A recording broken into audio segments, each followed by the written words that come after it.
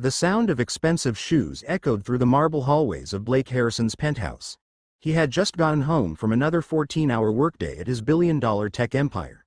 The world saw him as an unstoppable CEO, sharp, commanding, always in control. But at home, when the suits came off and the tie was loosened, he was just Dad. "Daddy," squealed a tiny voice as 6-year-old Emma bolted down the hallway, clutching her favorite stuffed rabbit.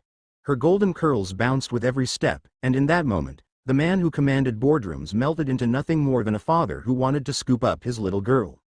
Blake dropped his leather briefcase, knelt, and caught her in his arms. "Hey, pumpkin. Did you miss me today?" Emma nodded dramatically.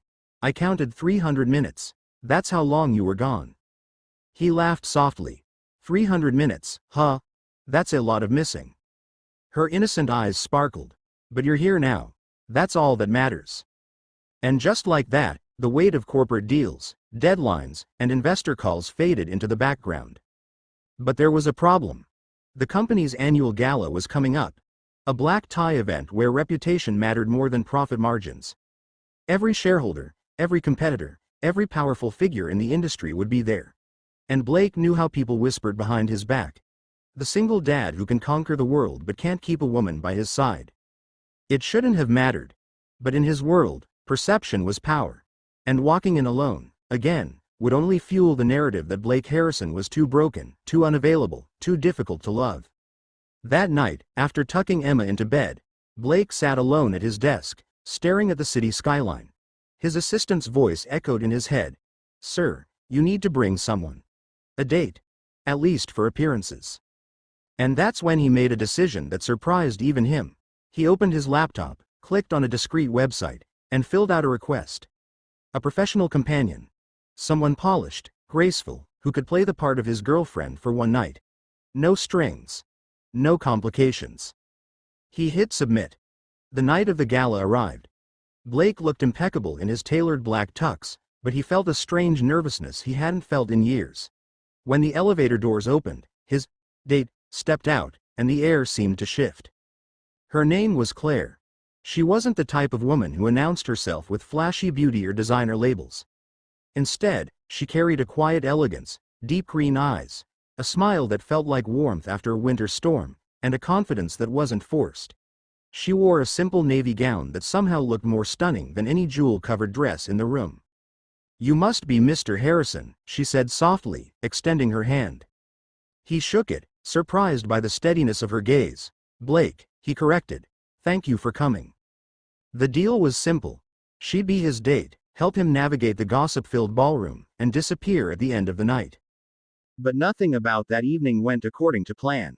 Claire was effortless. She charmed the investors without trying. She disarmed Blake's rivals with witty comebacks. And more than once, Blake caught himself watching her.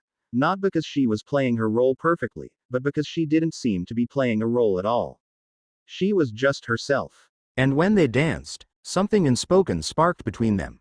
Something Blake hadn't felt in years. But it wasn't until the next morning that the real twist began. Emma padded into the kitchen in her pajamas, dragging her stuffed bunny. She froze when she saw Claire, who had stayed the night in the guest room since the gala had run late. For a moment, the little girl just stared, her eyes wide. Then she whispered, "Are you an angel?" Claire blinked in surprise, then laughed softly. "I'm not sure about that. But I can make pancakes. Want some?" Emma's face lit up like sunshine. "Yes, please." And just like that, Claire went from stranger to something more. Over breakfast, Blake watched as his daughter laughed harder than he had seen in months. Emma insisted on showing Claire her drawings, her toys, even her secret hiding spot behind the sofa.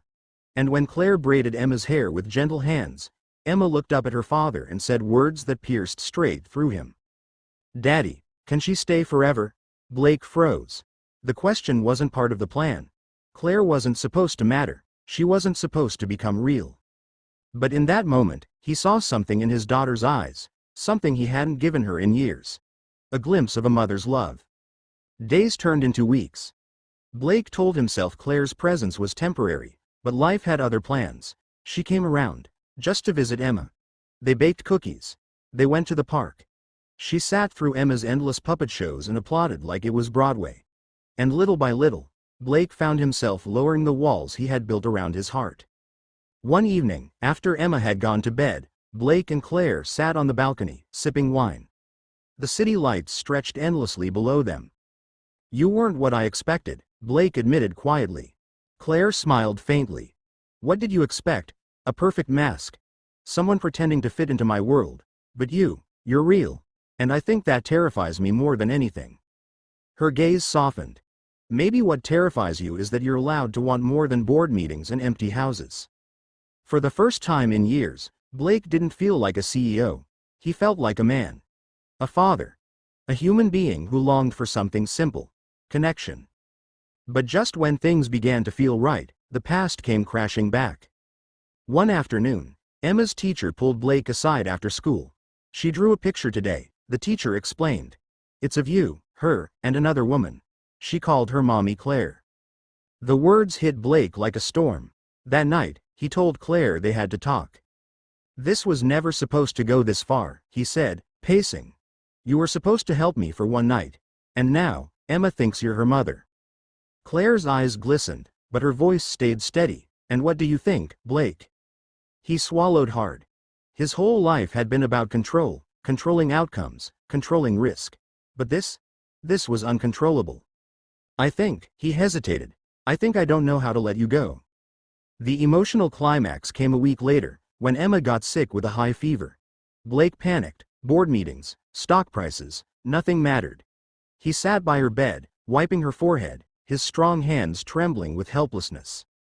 And then Claire showed up. She didn't knock, didn't wait for permission. She walked in with soup, medicine, and the calm reassurance that Blake couldn't summon. Through the night, she sat by Emma's side, telling stories, singing softly until the little girl's breathing steadied. At dawn, when Emma finally drifted into peaceful sleep, Blake looked at Claire and saw the truth he had been avoiding. She wasn't just a hired date. She wasn't just filling a role. She was family. The next morning, Emma woke up, her fever broken. She looked at her dad with sleepy eyes and whispered, "Daddy, is Claire still here?" Blake smiled through tears he didn't bother to hide. "Yes, sweetheart. She's not going anywhere." And Emma, still half asleep, whispered the words that sealed everything. "Good. Because she makes us a family." Blake's throat tightened. He looked at Claire, who was standing in the doorway, her eyes shimmering with the same emotion.